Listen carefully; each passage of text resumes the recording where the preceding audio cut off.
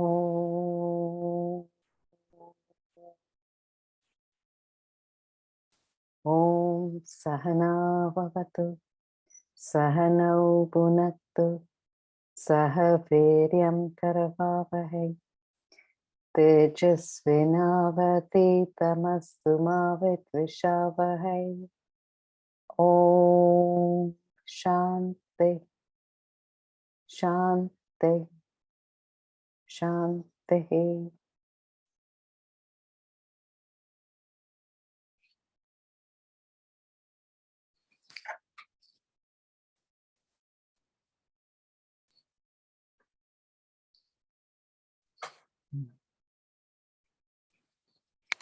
Om. So we left off last week on verse 14, which was talking about the divine illusion. So the gunas emerge out of the Brahman, the gunas, sattva, rajas, tamas, the qualities, the thought textures which make up our personality, arises out of the Brahman. But the gunas are not the Brahman. So we mistake the Brahman by not seeing it for the projection of the world, just as we mistake a snake from a rope. We don't recognize the actual rope, but we see a snake. So the same thing is happening, just as we see a movie, and in the movie we don't see the screen, but we see the goings on in the movie. It could be a flood or a fire. We see that, but we don't see what's underlying that actual movie. We don't see the screen. We just see what's going on in the movie. So we get involved in that illusion of that movie. Similarly, we have a three-dimensional movie going on all the time. And believe it or not, you would never have to subscribe to any channel if you watch the movie of your life. It's free. So the gunas, sattva, rajas, and tamas have emerged out of the Brahman, hence a divine illusion. The Brahman's still backing it. So the Brahman's unaffected. The movie screen doesn't get burnt up when there's a fire. Neither does it get flooded when there's torrential floods in the movie. It doesn't get wet. So the Brahman is totally unaffected by the gunas. So since our mind gets wrapped up in the gunas, sattva, rajas, and tamas, those qualities, in that projection, it becomes difficult to cross over. But yet the purpose of this knowledge is to be able to, as a spiritual aspirant, cross over that projection, that maya, that illusion. So difficult it may be because our mind is so trained and conditioned to seek its satiation, its satisfaction in the world, which is we see as tangible, material. But we never get satiated. That's the clue. We don't get satiated. So we have to consider moving inwards to go beyond our ignorance, to gain a knowledge which can enable you to maneuver from the tamasic state to the rajasic state to the sattva, to get out of that illusion. Divine, remember, because the Brahman still backs the illusion. Tricky. So we've got to put in the efforts to go beyond sattva, rajas, and tamas. Ananya Bhakta, with constant seeking, that constant devotion of getting to the truth. It doesn't just happen like that in a few classes here or there. It's what you do out of this class, that constant purpose, exercise towards your truth. That's what's going to grow you. Unwavering devotion, not part-time, but a full-time awareness of your truth is what we're growing within ourselves. Something beyond the transient pairs of opposites. Yet, when you examine life, we so often get caught up in events. Somebody's marriage, somebody's funeral. You know, like when they're gone, we want to go and see them. It's ironic. When somebody's getting married, you know, there's a halalavoo of things. Or somebody's housewarming, some event, a coronation's coming up. There's no harm in watching it or whatever you're going to do. But it's the way we get caught up in the theatre, that illusion. So that's it. So when the mind's not focused, it can easily get caught up in everything.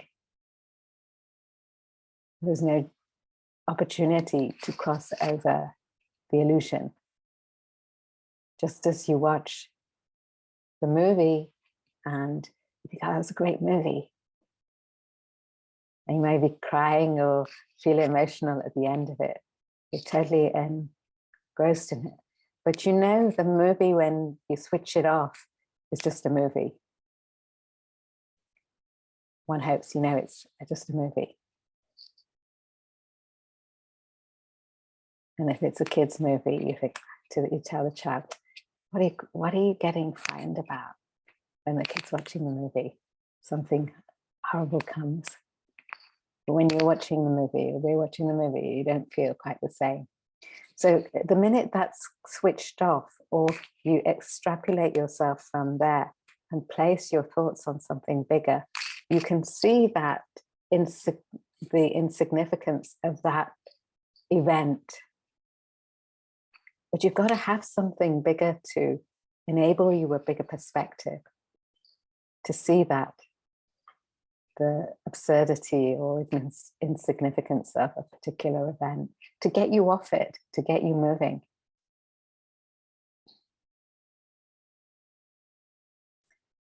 So we've got to get unstuck by getting stuck with family occasions. There's nothing wrong with family occasions, it's getting stuck with them. Our own certain birthdays, death days. You may be a part of it, but be the sakshi when you're in it. Don't get caught with it. Don't make that your obligations only. It makes you forgo the real obligation of life. So you've got to have a capacity to be objective, to get out of it. Capacity to stand outside of yourself and see what's actually going on, which actually means you've got to invest in yourself regularly to actually see the perspective of the character you're actually playing in the three-dimensional movie. There's no need really for any, metaverse or AI. We've got our own metaverse going on, really, if you observe it. There's a three-dimensional movie going on all of the time. No subscription, free of charge. So we want to get out of the illusion. Difficult to cross because we get engrossed in all the different movies of our own imposed obligations of events throughout life.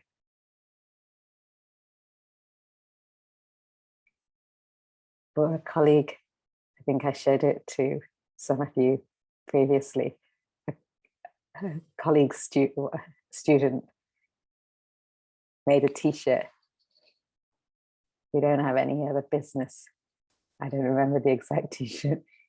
He said, there's nothing else to do in this world but to get realized. That's the only thing to do. Difficult to perceive that. That's why the divine illusion is difficult. Difficult to perceive the Brahman behind the gunas.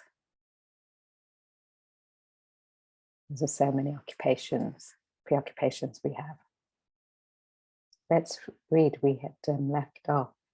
Let's chant the verse and then we'll read from where we are. Devi Hisha Gunamayi Mama Maya Duratyaya Mame Vaye Prapadyante Maya Me Tam Taranti Te. So let's read. We've read I think the first two paragraphs. So let's continue from the third paragraph, the solid seeming world. Nishi, if you'd like to read.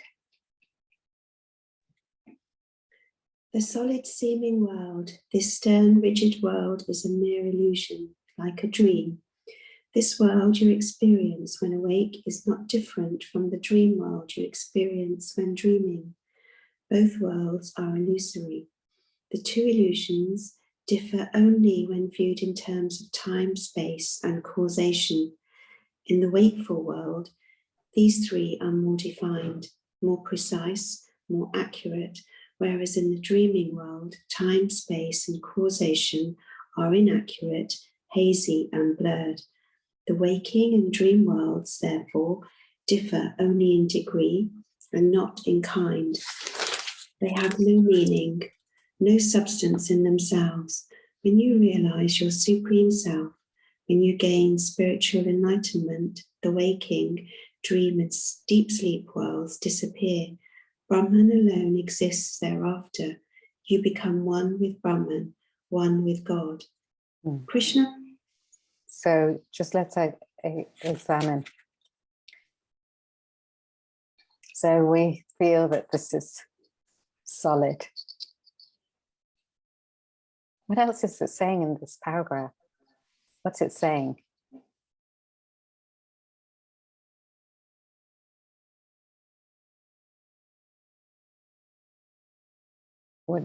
How's it enabling us to think about this world being illusory? It's comparing it to the dream world. So once you wake up, you know that's an illusion. And the comparison is it's exactly the same. Once you have that realization, you'll understand that this waking world is also an illusion. So how does it help us? How is it saying that? What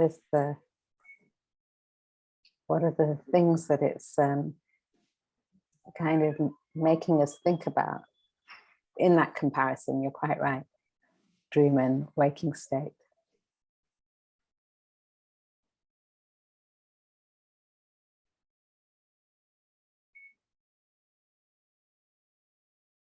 So you realize the dream is illusory when you wake up. So what's it sort of, if you can add to that, anybody?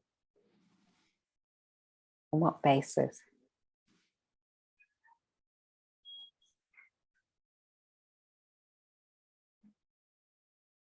Tim. In the paragraph, it talks about space, time, and causation being more apparently defined in our waking and our dream worlds. More accurate. more specific. More specific. Mhm. What's the difference between when you're in a dream and in your waking state?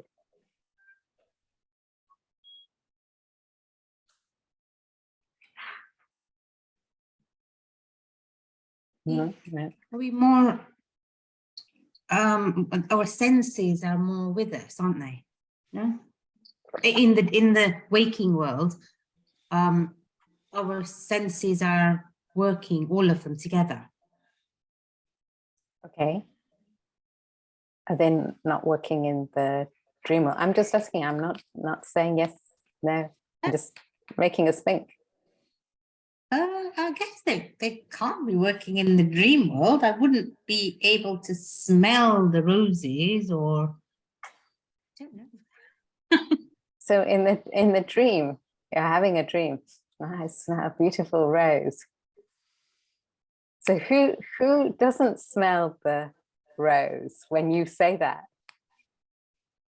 When you're saying, I don't smell the rose, who doesn't smell the rose?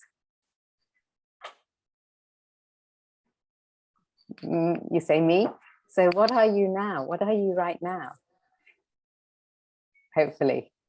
I am awake. Yeah. Trying to grapple with this. Mhm. So I'm here. I'm now. I can Yeah. touch things. You know, it's, yeah, it's not hazy. It's not going, I know it's not going to just disappear quickly. Mhm. So are you saying your thoughts in the dream are a little bit not tangible, or are they not sequential? Is that what you're saying? And in your waking state, they're a little bit more systematic, going, I'm not sure. Is that what you're saying? So, okay, I'm going to, we're going further. So in the waking state, when you say about the dream, I can't smell the rose, you're saying it from this waking state. You can't smell the rose of what you dreamt in this waking state, yes? But when you're in the dream, you can smell the rose. According to you in your dream, you feel, there's a nice smell. You might be dreaming, I had a nice smell there, and then I went and ate X, and then I went to this country and that country. You might be doing all those things in the dream. It's not feasible when you're awake, and you can't say when you're awake what you did in the dream exactly, or you might remember something, but you can't, you're in different states of reality. So the dream state is one reality, and the waking state is another reality. The waking state has a more tangible, more sequential, more available reality than the dream state. I think that's what we were drawing on. You were drawing on something like that. So it has a little bit more accuracy. Partly because you've got a capacity to reason, a capacity to make distinctions in the waking state, which you don't have in the dream state. There's not that capacity to make distinctions, discriminate, and be sequential or direct yourself, where in the waking state you can. There's a little bit, if you're not sure, then you'll all want to go back into the dream state. Some people would like to, I know, but it doesn't necessarily maneuver you anyway. So if you're thinking the waking state's great, you might go from Scotland to England to Australia. You might go all over the place in the waking dream state, but you can't do that in the waking state. You physically have to go and get the plane. There's more of a reasoning. It just doesn't happen in 1 second. But they both have a partial reality, and the waking state has more of a reality in the way you maneuver it than the dream state. You've got more control over it. You don't have control over the dream state, it just happens. In which case, it's making you suspect if that dream state's not so real, why would you consider this waking state to be also, why would you consider it to be a perfect reality? It's also temporary. You go in and out of different states. So, suggestion that none of these states are totally real. But the waking state has a better perspective to maneuver in than the dream state, to actually fulfill your desires faster.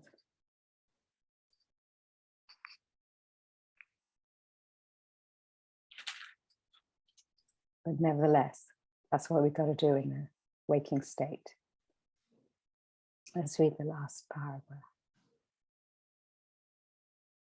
I think Ashley wants to ask something. Ash, go ahead. Sorry, just a quick question. So time, space and causation is more solid in the waking state. I've understood what you're saying. Is it not just as present in the sort of supreme self state as well? There's no time, space, causation. They're constructs of the world. Okay, I can't get that in my head though. Okay. That's the reason we're in the waking state. I was just thinking of like enlightened souls. Because they're still in this waking state. From so they're whose still under perspective? time space. From whose perspective? From the waking state's perspective, yeah. From the waker's perspective. Okay. You see, it's like this. Sometimes, you know, you say, as an example, maybe you say something in a conversation. I don't know how to put this. I'm trying to give an example as such. Say you say something, but you mean something else. Where you're at and your thinking is, but what comes out as a manifestation are two different things from the person who views it. So the person views it, the person sees a physical body there. The person sees an existence of some individuality, because that's where they're in, that state. It doesn't mean to say there's any individuality there. It's just what you see in your projection. Complex. Anybody wants to know more on that? It's states of realization in Vedanta treaties. I'm just referring back because we're not elaborating on all of this. So we have, but it's more detailed there. Or we can ask questions on this at the time. It's okay. Ash, it's okay. Let's read the last paragraph. Krishna mentions here that spiritual enlightenment is rather difficult to attain. One must put in tremendous effort to reach that ultimate state. Also, the effort requires a determined, unflinching, and single-pointed pursuit of the self alone. Only with such a well-resolved pursuit can you cross over the illusory world. So one needs to develop in all activities a perspective of objectivity, and also assess those things which you might consider as an obligation. Are they obligations? Are they taking you to your truth, or are they keeping you embroiled in an illusion, another movie? How important are certain things or not? So you have to, as you go along your path, make a distinction of what you need to do and what you don't need to do. Don't just follow the herd. You know, I know people who just, their whole lives is just going to party, wedding or funeral, haven, some ritual.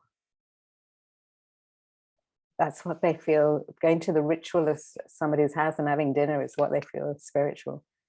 Or going to the temple, which is coming in the next verse, in fact, next verse after, who's who, what's what. So you have to assess, what is your own spiritual evolution about? What are your obligations? How are you extrapolating yourself out of your world to actually get to your truth? Make it simple. Or what are the things which are not necessary in your life? Just slowly pitch up something bigger and let them drop. It's a process. It takes time. 15. Yes, Tim. I think we all find it difficult, this distinction between the illusion and not. But is part of it just the advantage? If you assume it's all an illusion, it makes you less attached to it, and therefore it makes you more maneuverable in your growth or your renunciation. Certainly. Say, perhaps you can't even see it from an absolute perspective that is an illusion. Say if you even take it from a relative view of events that pass you by. And if you think of past events, some seem dreamlike. Some seem like they never happened.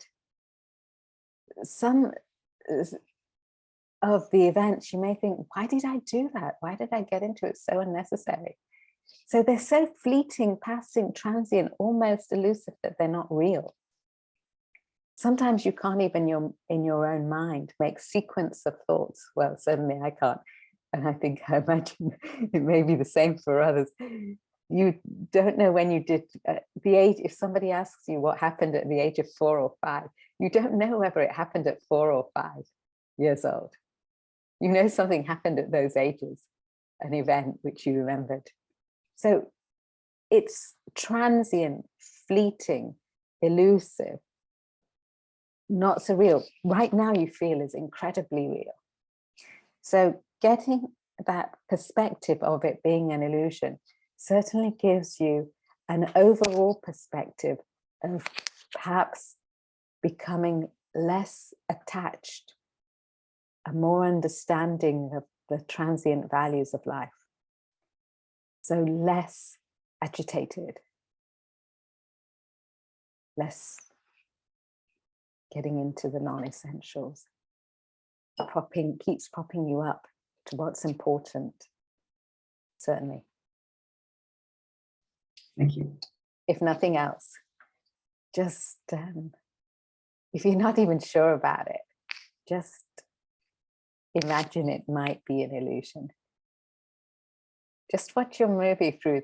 If you watch your movie through the day, and some parts will make you laugh and some parts will make you cry. And if you've done it well enough, you'll just go to bed and won't be bothered about laughing and crying. It's just you're relaxed for the next. But you see the transient, elusive nature, which gives you a suspicion. That's what. Let's go. Renu. I feel like maybe I should just share this with you because I have two boys, but I'd always wanted a girl, and in my head, that first girl was going to be called Maya. Well, that is totally an illusion because it never happened. But at the time, I never knew that Maya meant illusion. I never knew that. But I just thought I'd share it because it's always stayed with me, obviously. So that boy is really a girl, huh? And it doesn't really exist. So yeah, it's never happened. But it was an illusion then. So keep picking out things like this. You realize Sorry. one realizes the absurdity of one's own life, of what we do, what we think, what we feel, what we become attached to, what we've got to pitch up. Good. Sorry, I just had to share that. So in our lives, there's so much, when we see it, there seems so much drama, so much entertainment. When we can see that it's not, when you're not attached to it, when you're attached to it with so much drama that it drives you down. It's good to be lighthearted about everything. That's spiritual aspect. 15. Namam duskritino moodaha prapadyante naradamaha mayaya aprahata jnanaha asuram bhavamashritaha.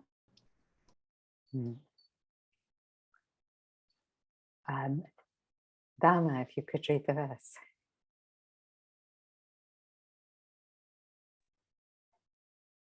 The evildoers, the deluded, the lowest of men do not seek me.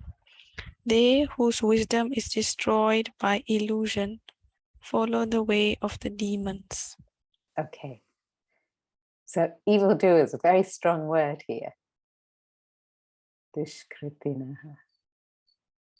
So the question is, who are the evildoers?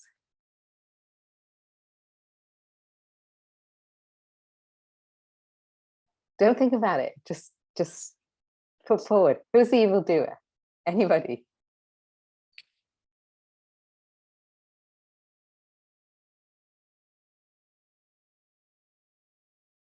No, thinking too much now. Those who are not realized. Those are not realized from absolute point of view, yes, everybody. When we say that word evildoer, what do we immediately think of? That's Tim's given the absolute answer of the Shastras. Those who are not realized, everybody else is a evildoer.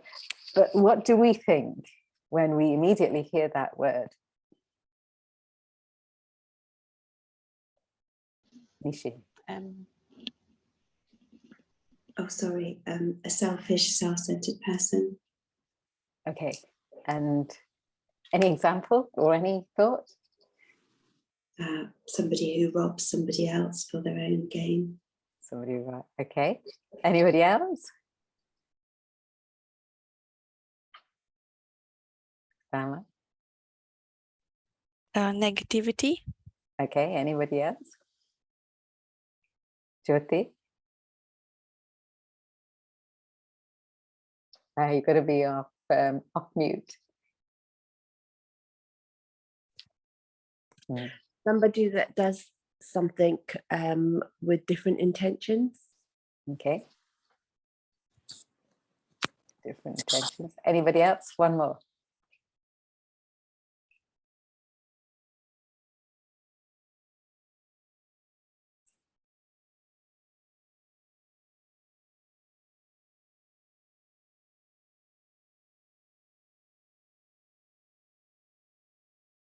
off the top of the head who's an evildoer?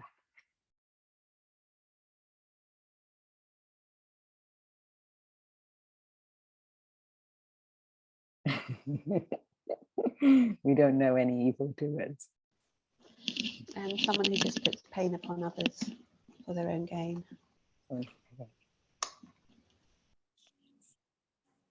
Okay, so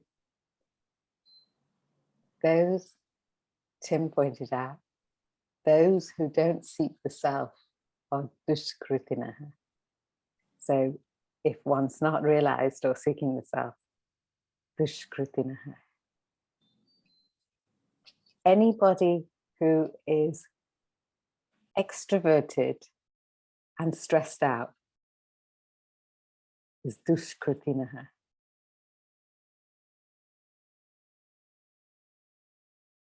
Who suffers agitation is dushkritinaha. Stressed out. So when we're stressed out, that's an evildoer. That's us. If we're getting stressed out, that's what we're cultivating. Something negative, opposite to getting to the self. So it's not necessarily the chap who burgles the bank, or the person burgling the bank may be very satisfied and hardly stressed if they use their gross intellect to gain whatever it is they want. They're not stressed out. There's no reaction. There's no mental agitation. So when one is stressed out, whatever it may be, when one gets upset, that's dushkritinaha. That's the thing to actually bear in mind. It's not somebody doing something that you view as a negative action, because it's negative to you and you get stressed out about it. But to them, they're quite happily getting on with it. They will have the consequences of anything which is negative. There's a cause and effect, but they don't get stressed out on that premise. So as far as that incident is concerned, they're not an evildoer. In fact, there may be a Robin Hood. All different ways of looking at it. So if one suffers agitation in your action, gets stressed out, if one's following the world to satiate the desires alone, with no intention of something higher, it's dushkritinaha. If one's getting involved in one's world, it's dushkritinaha, because it causes that ripple effect of agitation, that extrovertedness. So loss of concentration on the self, something bigger. Let's read it. It's as straightforward as that. So if we can conceive that and hold on to it, it means every time one is agitated, it's not that one doesn't assess, you do something, it doesn't bring the required results that you would like. It's to step back and assess, and how do you maneuver on it to constrain that agitation so you maneuver in the correct direction. If one's getting agitated, you have to check. That's taking away from your evolution, that stress. It's so practical.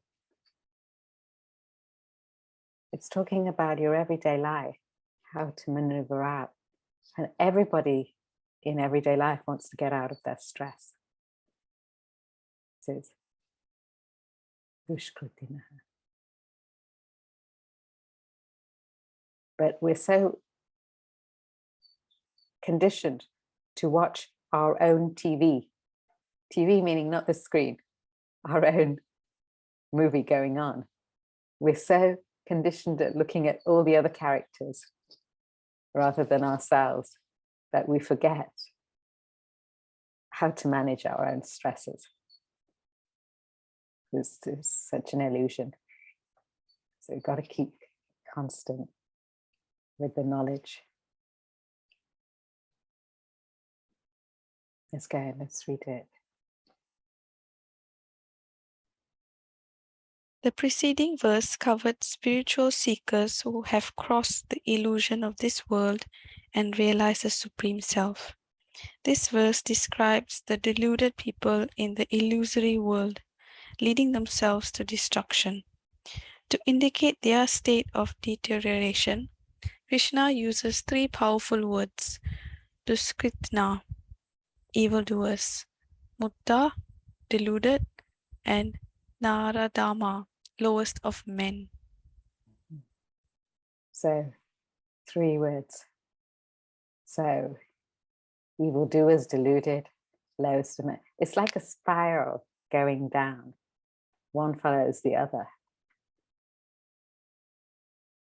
Let's read a little bit more.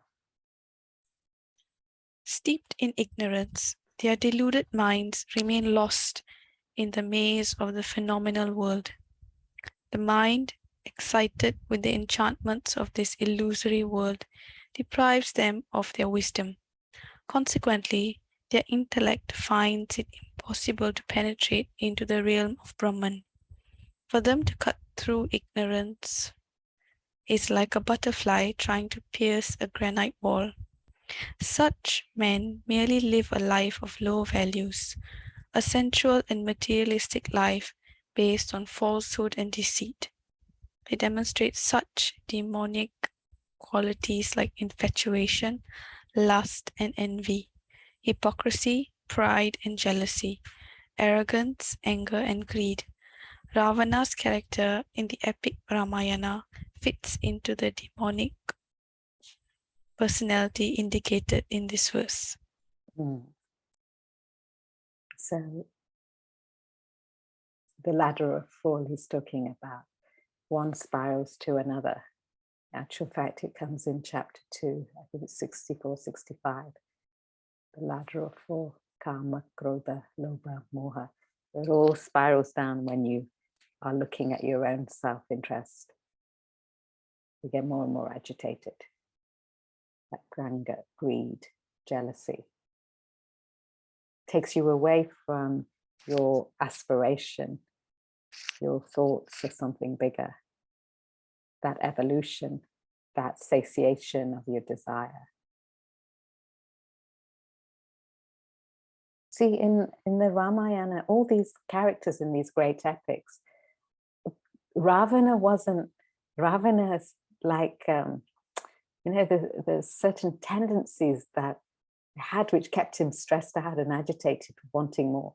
But originally Ravana was like a king, and it was, it got to a certain status, but he just couldn't control certain desires.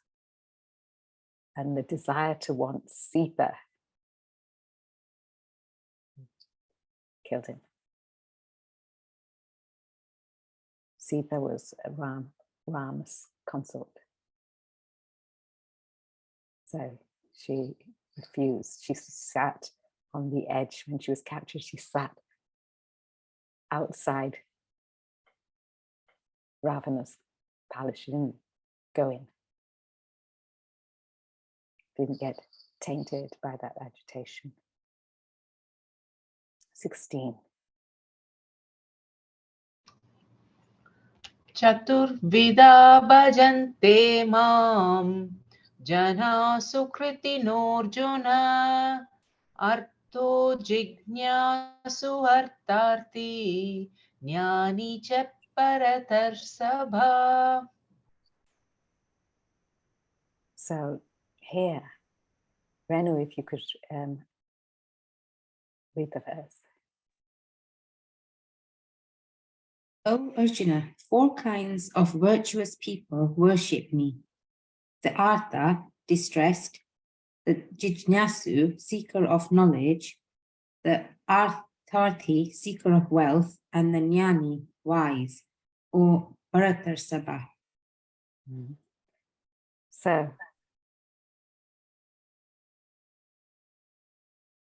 Krishna is saying there's 4 types of persons who worship,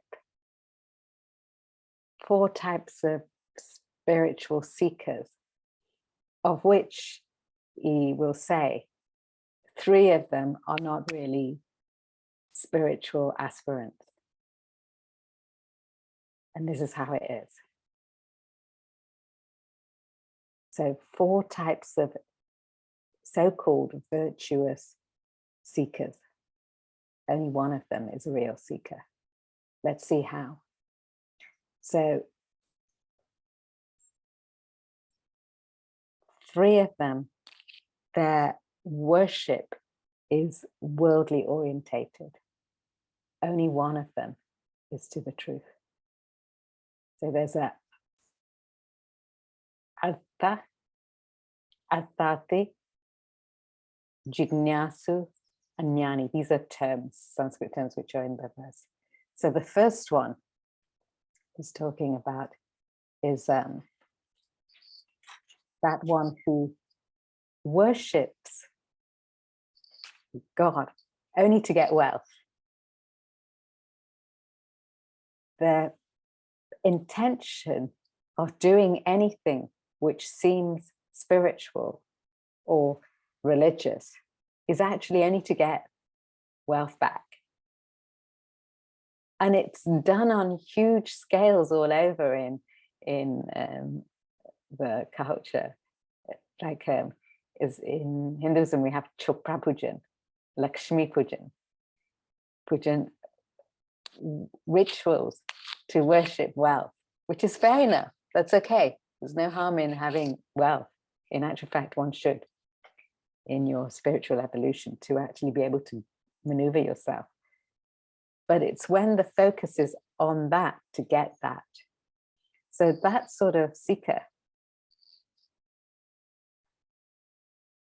may go to perform a ritual or go to any place of worship purely with the idea that if I do this, I will get that.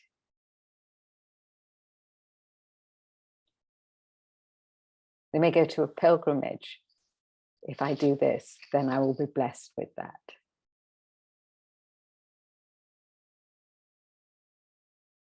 I had some students come and say to me, pray for my son or daughter that they may get a good job with a good salary. I'm thinking, how does that relate? How does praying, if they put in the effort, that's what they want, that's what that focus on something being spiritual just for that is not spiritual. Lakshmi Puja. I'll do this prayer if you give me that. I think maybe most of you might have seen that or had some experience of that.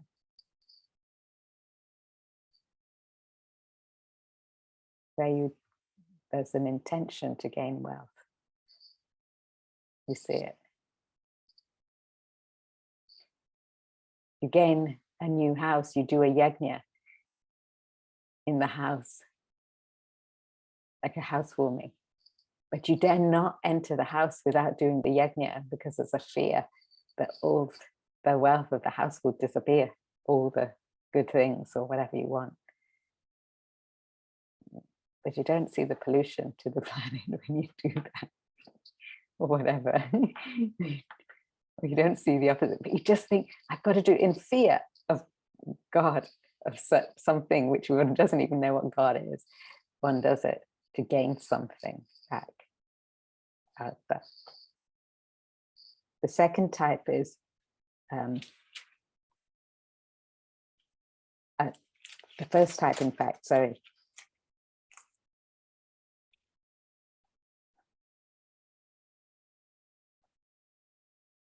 Artharthi. Artha is the person who goes to perform their activities for solace.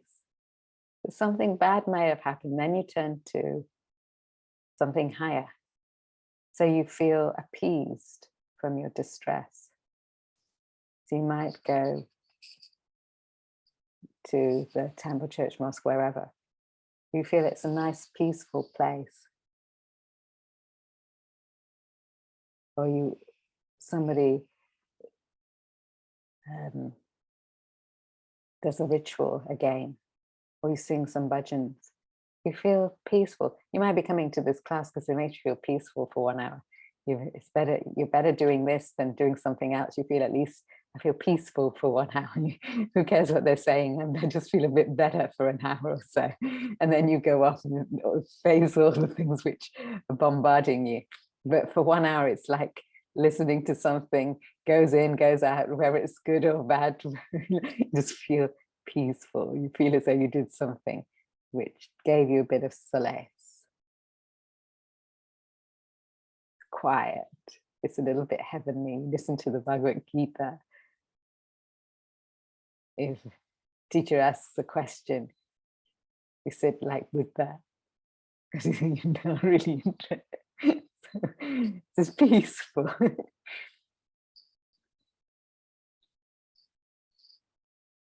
Artha. And then there's another type of individual. See, you've got to think about all the things and places where you've been doing things or seeing things, the way you've grown up, full of ritual, full of blessings. I have one person who regularly comes to me, pray for me, bless me. Then I can do this charity work. Pray for me, bless me, I get this wealth, then I can do this charity work. It becomes like a hobby. It's not a spiritual activity, really. It's all the community's doing charity work. It's like a competition. If you pray and bless me, I will get this wealth and I will do this charity. There's nothing charitable about it. It's all egocentric. Just do it, man. Have something in your pocket or you don't. Just do it. So the third one, Jignasu,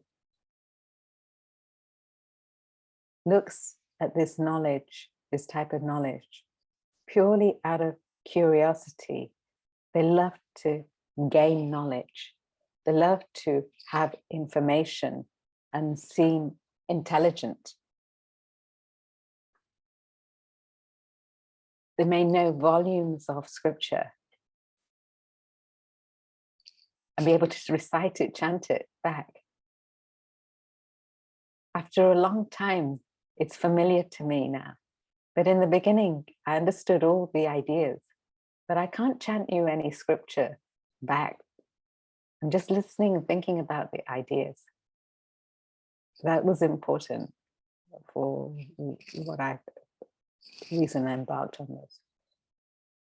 But then there'll be somebody who will tell you, oh, that person doesn't know anything. They can't chant anything. Actually, if you come into this class with you're in this class, the teacher is learning and the chanter is learning. We're both learning. And we're just giving it out to you, come what may. We're all in the process of growth. We make mistakes. But it's growth. It's not for curiosity. It's not, doesn't matter. Just keep going. So Jignasu is totally curious. The person will be asking, oh, we've done now this Bhagavad Gita. What shall we do next? Can we do Yoga Vishishta? Can we do Viveka Chudamani? Can we do what we can do next? It becomes like, shall we take Upanishad? It's just a collection of information. It's information, it's not growing you. So it's really important. It's not the quantity, but just get the quality and use it and grow from within, grow yourself. That's really important.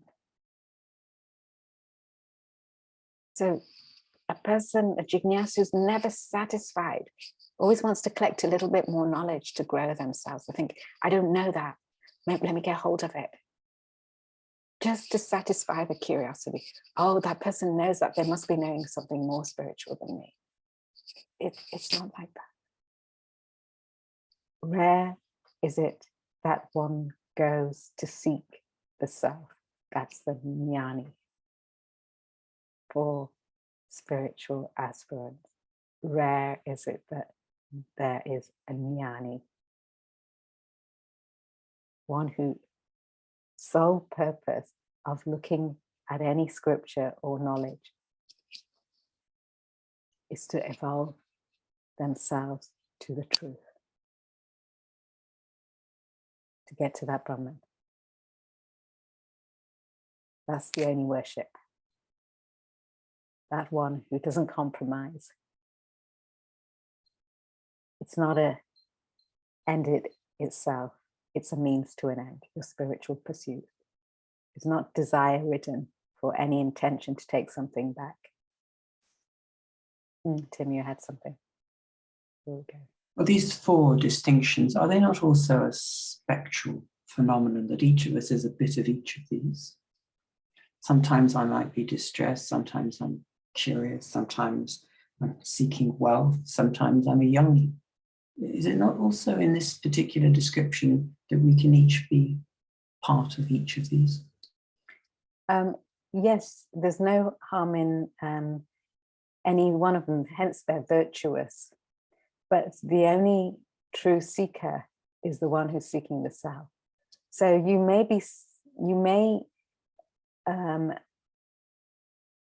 you have to be curious to gain knowledge to some extent. But for what purpose?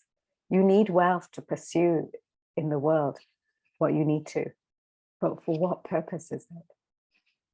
You may be distressed in some way and it may open up something, but to gain that solace, there's nothing up with it. But what's your reasoning? Is it just to gain solace and that's the end of your worship?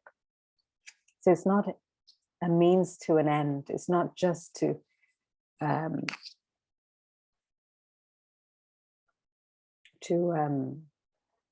get yourself satiated temporarily. It's actually to build it up to get to the truth. Yes, we're all parts and parcel. So if your focus as a jnani is on leading yourself to the truth, all of those will come into play. But your focus is always to just get to the truth. It's not any of the others. It's like somebody has a health scare and they're told all the different things of what they need to do to alleviate that maybe disease or pressure, or ill health. So they do all of that. And once they feel better, they stop doing anything to maintain themselves. So they're okay temporarily, but they don't actually progress anywhere. They don't actually gain health. So here we may pick up on any one of these to serve us in a small way, but we don't actually gain any spiritual evolution. So it's to keep that value of being a jnani in the back of your mind of any pursuit that you do. On that, let's stop here. We'll continue next week. Thank you. Hari Om. Ayo.